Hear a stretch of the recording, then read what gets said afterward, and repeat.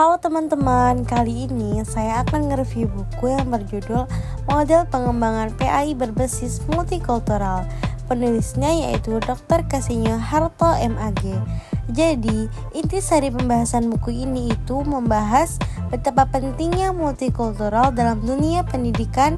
Guru atau sekolah sangat berpengaruh untuk mengenalkan mereka mengenai perbedaan agar terbentuknya sikap toleransi dan saling menghargai satu sama lain. Baik teman-teman, kita masuk kepada poin pembahasan mengenai pendidikan multikultural.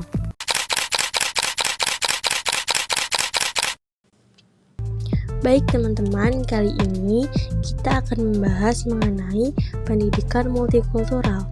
Sebelum kita membahas lebih jauh lagi, kita harus mengetahui seberapa penting sih pendidikan multikultural itu. Jadi, multikulturalisme dalam dunia pendidikan sangat penting untuk membantu menciptakan kesadaran dan pemahaman antar budaya. Hal ini memungkinkan generasi mendatang untuk menghargai perbedaan, mengembangkan sikap toleransi, dan membangun masyarakat yang harmonis. Pendidikan multikultural juga mendukung pembentukan identitas yang inklusif dan memperkuat kerjasama di antara berbagai kelompok. Baik, sekarang kita masuk kepada pengertian pendidikan multikultural. Pendidikan multikultural adalah pendekatan pendidikan yang mengakui dan menghargai keberagaman budaya dalam masyarakat. Dalam konteks ini, pendidikan tidak hanya fokus pada satu budaya dominan, tetapi juga mencakup berbagai latar belakang budaya lainnya.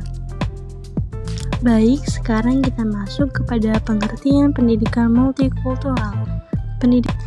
Baik teman-teman, setelah kita mengetahui apa sih pengertian dari pendidikan multikultural itu, nah selanjutnya kita akan membahas mengenai tujuan pendidikan multikultural. Jadi, tujuan pendidikan multikultural adalah untuk mengembangkan pemahaman, toleransi, dan penghargaan terhadap perbedaan. Hal ini dicapai dengan memberikan siswa wawasan tentang berbagai budaya, nilai, dan perspektif yang ada di masyarakat. Melalui kurikulum yang inklusif dan pengajaran yang mencerminkan keragaman, siswa diajarkan untuk menghargai keunikan masing-masing individu.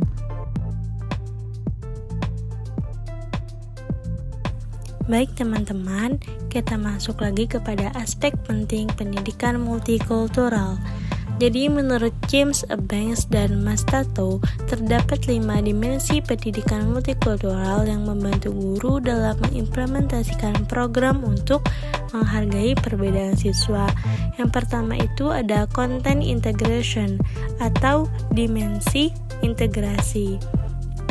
Jadi dimensi ini menekankan pentingnya integrasi perspektif multikultural dalam materi ajar.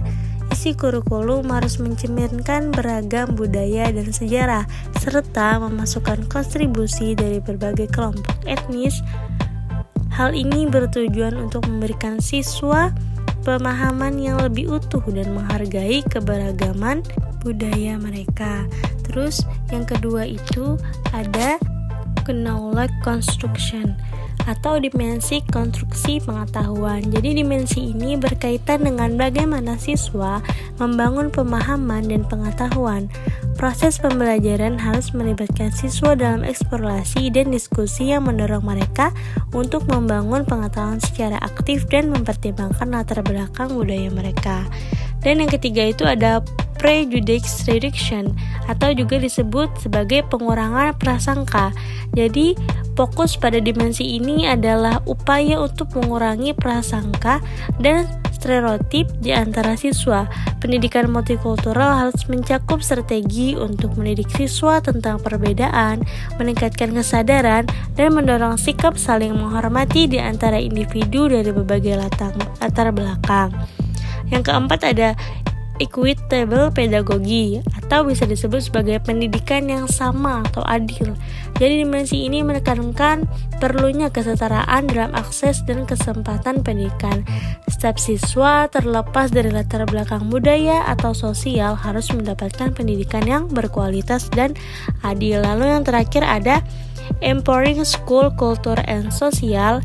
Jadi bisa juga disebut sebagai pemberdayaan budaya sekolah dan struktur sekolah.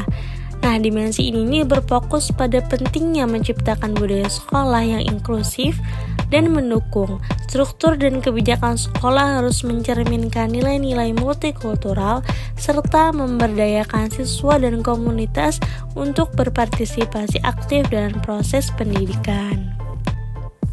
Nah, mungkin cukup sekian yang dapat saya sampaikan. Kurang dan lebihnya saya mohon maaf. Thank you teman-teman yang udah dengerin video saya sampai akhir. Assalamualaikum warahmatullahi wabarakatuh.